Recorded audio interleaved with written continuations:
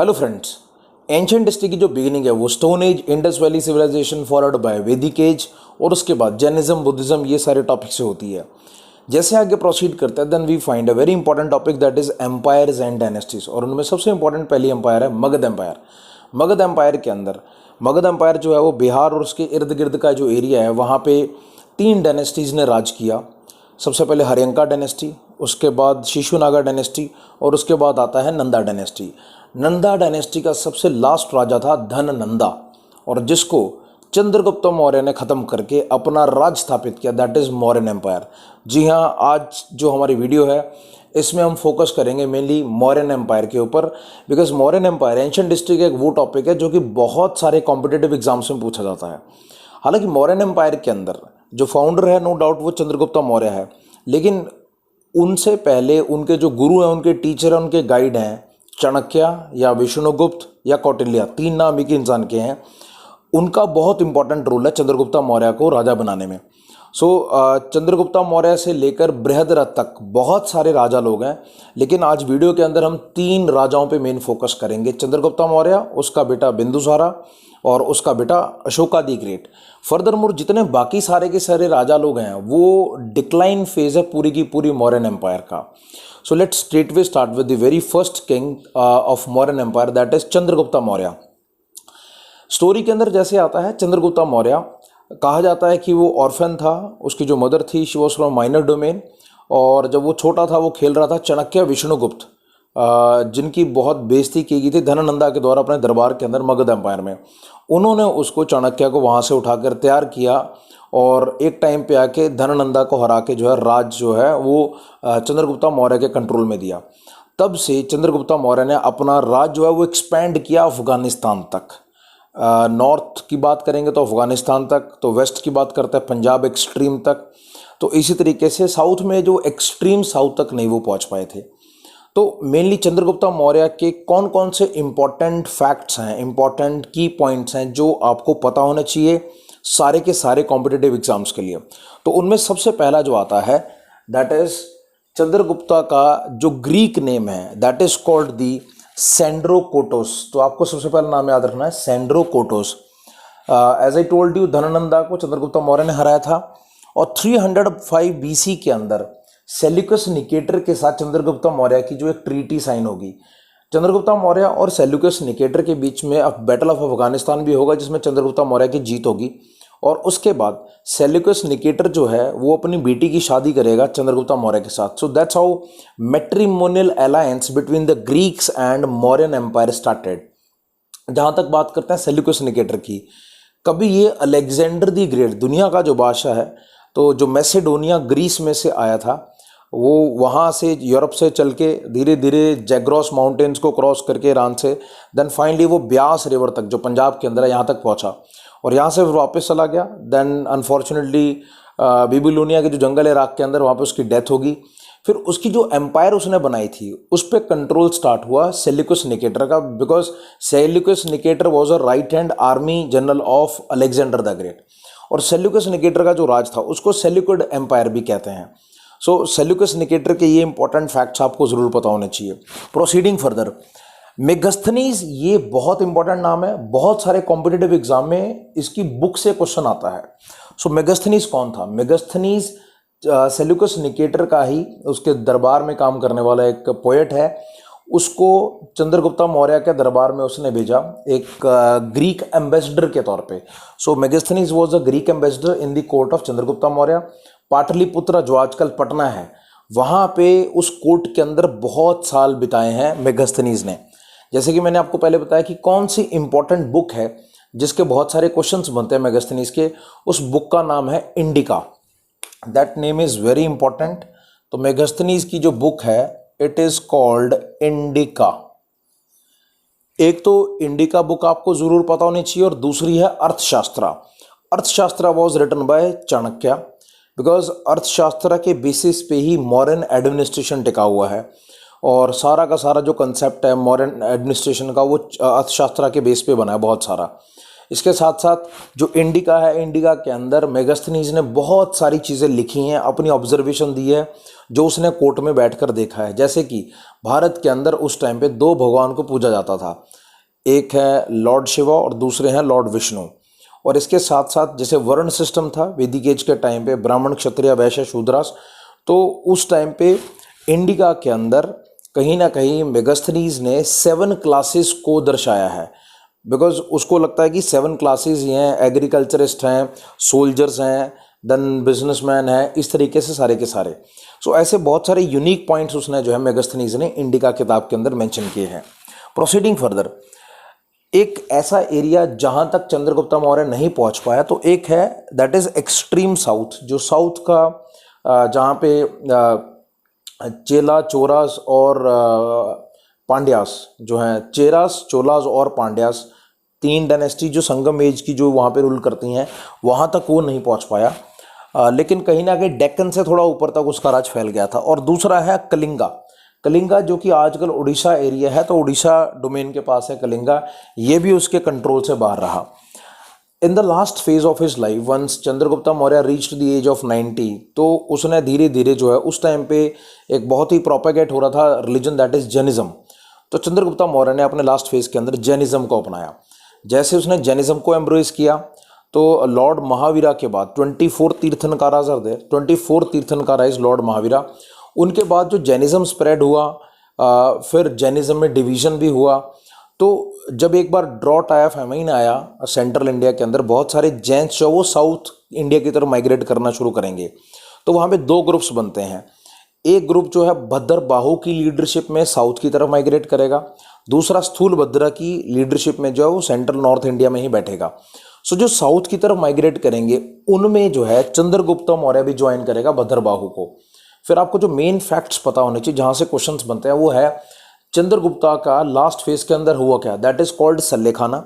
सल्लेखाना क्या है? Death through penance, अपने आप को भूखे रखे, जो जैन के प्रिंसिपल्स हैं उनके हिसाब से जो है डेथ को जो है अचीव करना। और ये हुआ कहाँ पे था? कर्नाटका के अंदर जगह है Shravana Belagola. So that's how it is mentioned here. तो सल्लेखाना जो है जैनिज्म का एक बहुत इंपॉर्टेंट प्रिंसिपल है।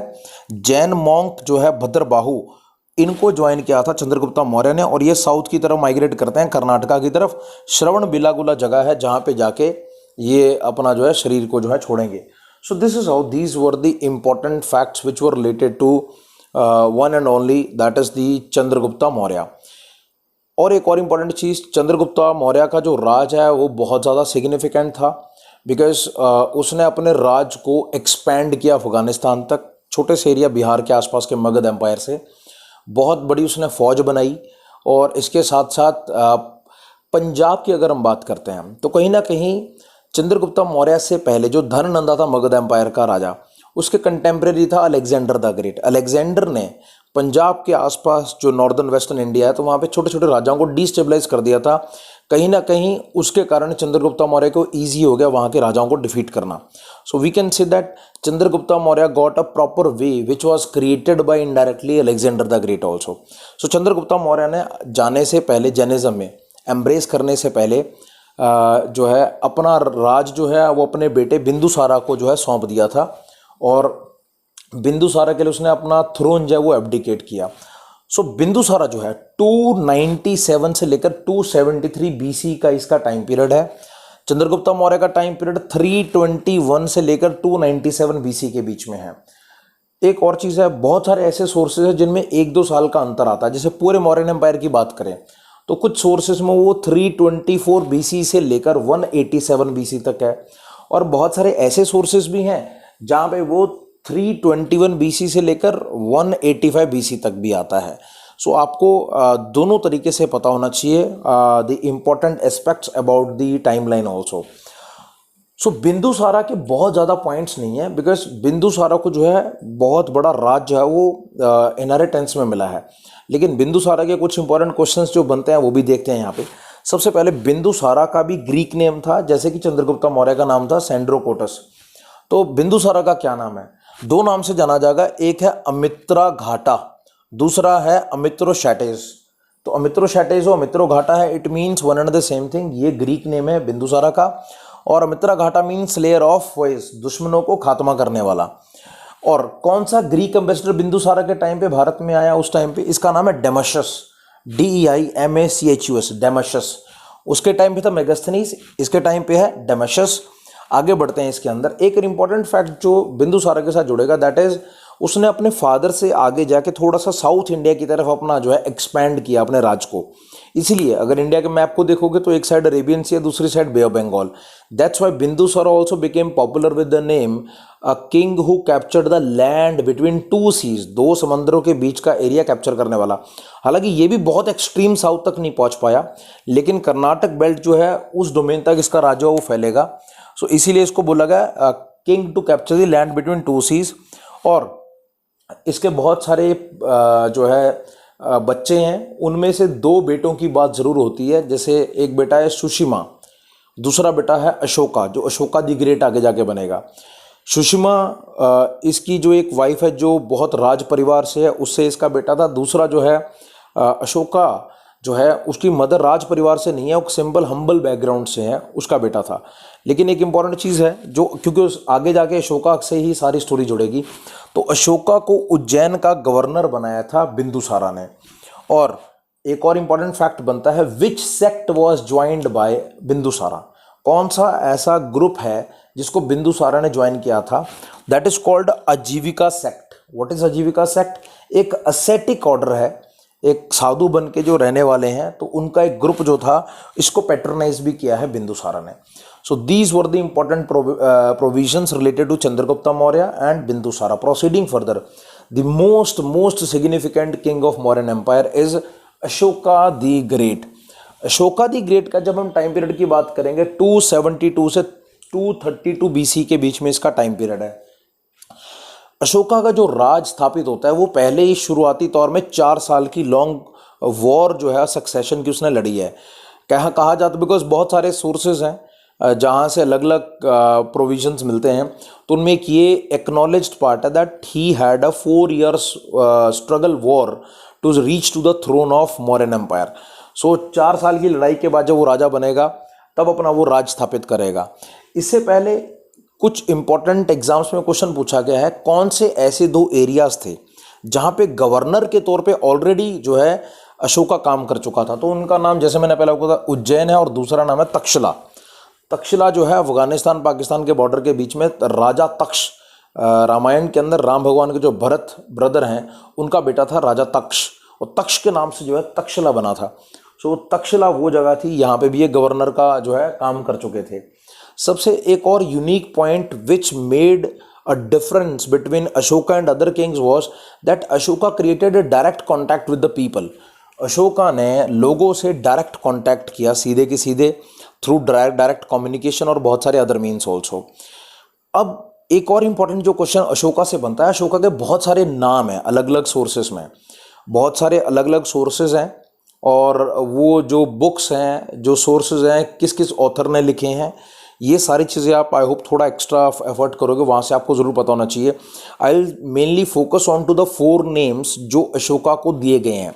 उनमें सबसे पहला नाम आता है बुद्धा शाक्या, सेकंड नेम आता है धर्मा अशोका, थर्ड नेम आता है देवानाम पिया, और चौथा नाम आता है पिया दासी। ये 4 नाम तो आपको याद रखने, इनके साथ साथ थोड़ा सा एक्स्ट्रा एफर्ट कीजिए गूगल पे, यू विल फाइंड दैट कि कौन कौन से सोर्सेस से ये नाम मिले हैं। नेक्स्ट आता है, जैसे कि अशोका के ग्रैंडफादर ने जैनिज्म को एम्ब्रेस किया, लेकिन अशोका ने एक वॉर बहुत प्रोमिनेंट हुई थी जिसने उसकी पूरी लाइफ के अंदर पैराडाइम शिफ्ट ला दिया था, दैट वाज कलिंगा वॉर। क्योंकि उसके ग्रैंडफादर कलिंगा तक नहीं पहुंच पाए, फादर नहीं पहुंच पाए, लेकिन अशोका वहां तक पहुंचा। अपने ग्रैंडफादर का जो एम्बिशन है पूरा करने के लिए उसने कलिंग पे कब्जा किया, लेकिन कलिंगा जो है उड़ीसा का बेल्ट एरिया, वहाँ पे इतना ब्लड शेड हुआ, 1.5 लाख के आसपास लोगों की हत्या हुई, और लगभग लाख और 1.5 लाख के आसपास ही लोग जो हैं वो डिस्प्लेस हुए। इतना मास ब्लड शेड देख के उसका जो मन है वो कहीं ना कहीं चेंज होगा। Then he started getting drifted towards the principles of Buddhism.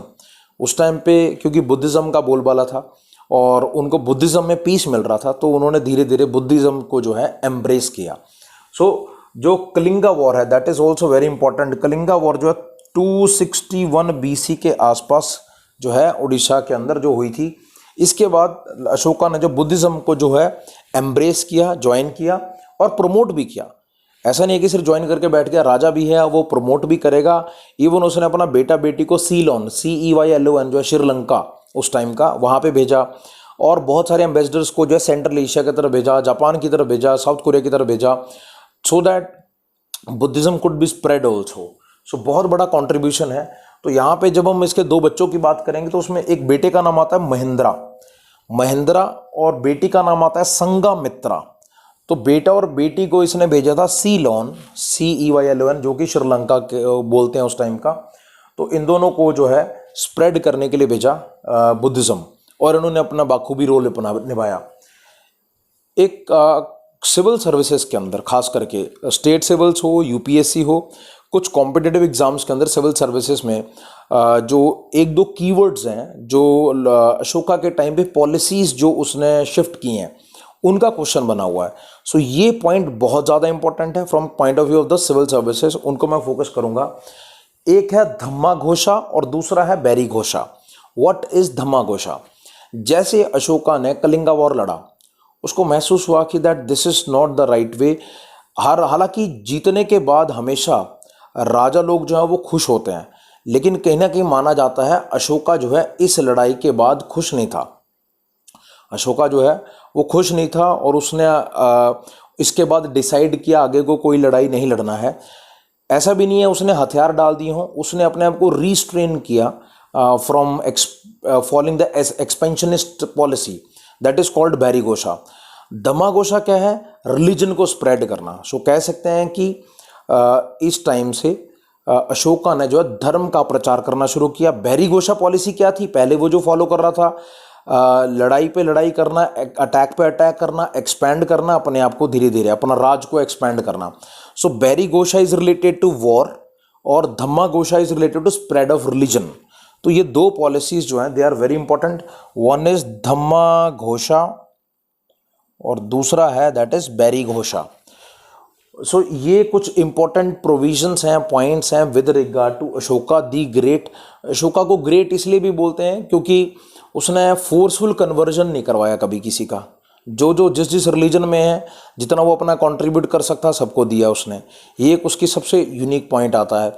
इसके साथ साथ अशोका ने पिलर्स जो हैं वो बनवाए, और उसी के पिलर्स में से जो आजकल एक हमारे एम्बलम के अंदर भी एक इम्पॉर्टेंट प्रोविज़न वहाँ से लिया गया है।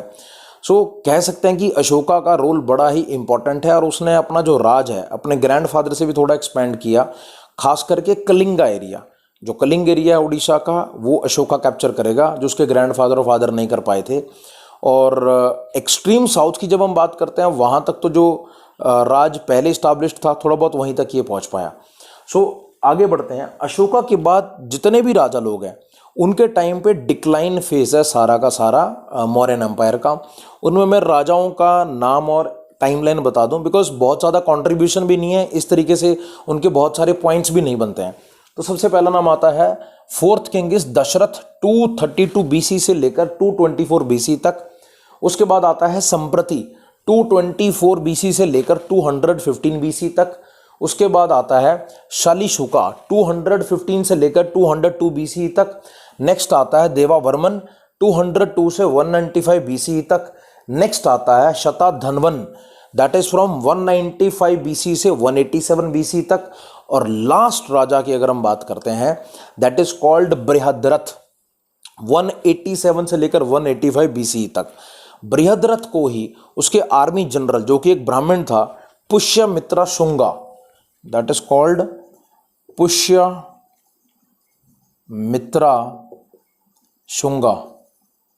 पुष्यमित्रा शुंगा ने असैसिनेट करवाया, मतलब उसको जान से मरवा दिया।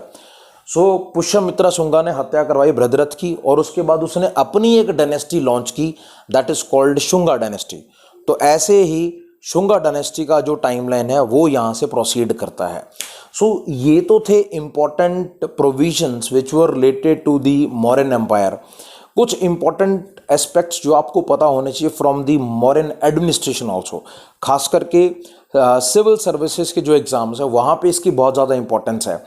लगभग 7 से 8 एरियाज ऐसे हैं जिनमें मौर्यन एडमिनिस्ट्रेशन को हम डिवाइड कर सकते हैं। जैसे कि किंग को स्वामी कहा जाता था, उसके 27 डिपार्टमेंट्स थे, उसके बहुत सारे काउंसिल ऑफ मिनिस्टर्स थे, 3 उसमें सबसे ज़्यादा इंपॉर्टेंट थे जिनको तीर्था भी बोला गया है।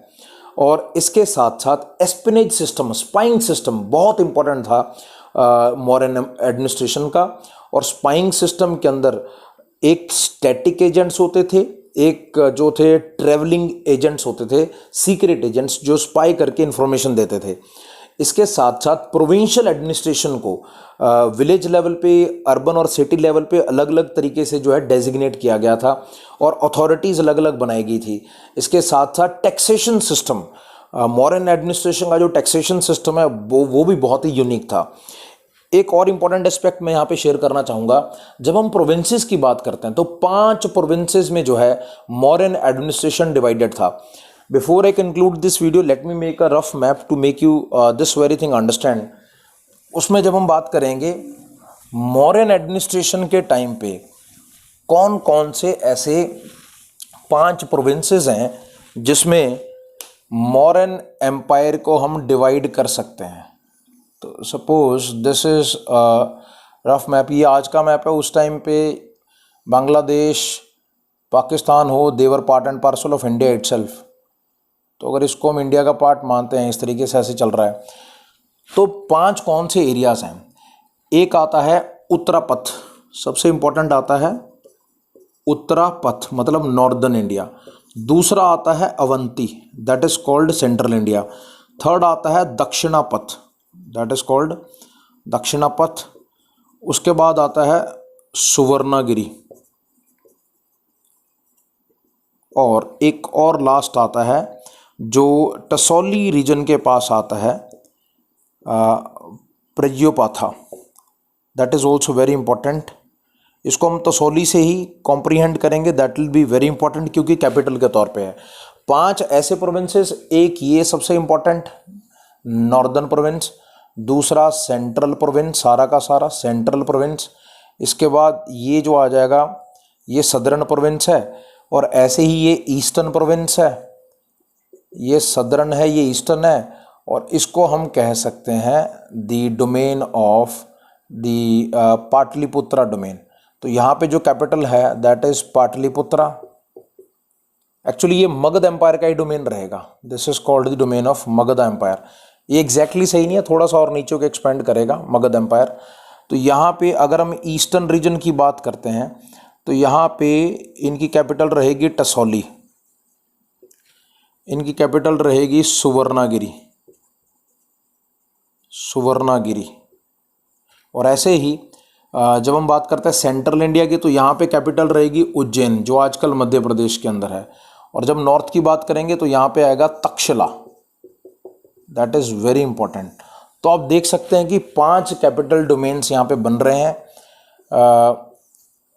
वो 5 कौन कौन से हैं? Number 1 is Taxila, second is Ujjain, third is Suvarnagiri, fourth is Tosali, fifth is Pataliputra.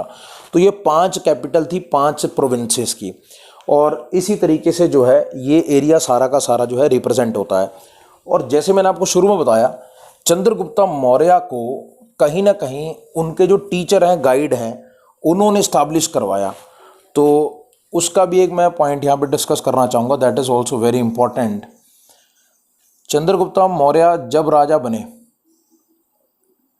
Chandragupta Maurya के राजा बनने के टाइम पे ये अगर हम बात करते हैं, suppose this is Magadh empire, छोटा सा एम्पायर है, that is called Magadha empire. Magadh empire, Magadh empire की जो लास्ट डायनेस्टी चल रही थी नंदा डायनेस्टी, और उसका फाउंडर है महापद्मानंदा, लेकिन लास्ट जो है धनानंदा, दैट इज कॉल्ड धनानंदा। सो धनानंदा जो है लास्ट रूलर है। धनानंदा के कंटेम्प्रेरी हैं अलेक्जेंडर द ग्रेट। यूरोप के अंदर ये जगह है मैसेडोनिया। मैसेडोनिया जो है, अगर ये ग्रीस है तो मैसेडोनिया से होते हुए धीरे धीरे धीरे धीरे खैबर पास से एंटर करता है अलेक्जेंडर भारत के अंदर, और यहाँ पे पोरस से जंग भी होगी झेलम रिवर के पास। पोरस के साथ जो है झेलम रिवर के पास उसकी लड़ाई भी होगी, battle of Hydaspes, that is called battle of Hydaspes. लेकिन जीतने के बाद ही वह so much impressed by Porus कि उसने राज पोरस को वापस कर दिया और कहा कि मुझे आपसे दोस्ती का रिलेशन चाहिए।